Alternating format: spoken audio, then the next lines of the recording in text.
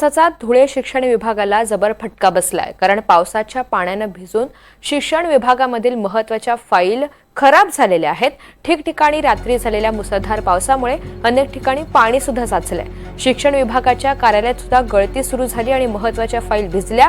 या गळतीमुळे शिक्षण विभाग कार्यालयाची दुरुस्ती करण्याची वेळ आली आहे। दुरुस्तीसाठी पत्रव्यवहार केल्याची माहिती शिक्षण अधिकारी मनीष पवार यांनी दिली आहे।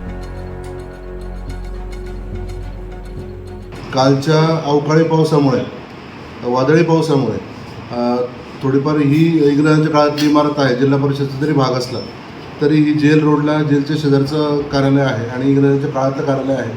याला मागच्या 2 वर्षापूर्वी दुरुस्ती करण्यात आली होती, परंतु पावसाचं अतितीव्र पाऊस आणि वादळ यामुळे काहीतरी 15-20 फायली ज्या मी आता बघितल्या त्या ओल्या झाल्या, थोडंसं पाणी साचलं गेलं आणि जे स्टोअरला आम्ही कट्टे ठेवतो त्या ठिकाणी थोडं पाणी झालं होतं, तर अशी परिस्थिती निर्माण झाली। त्याच्याकरता आता तात्काळ कार्यकारी अभियंता जिल्हा परिषद धुळे यांना पत्रव्यवहार केला जातो आणि जे अशा अवकाळी पावसामुळे किंवा आता नियमित पावसाळा जो सुरू होईल त्यामध्ये अशी कोणतीही हानी नको व्हायला याकरता प्रयत्न केले जातील।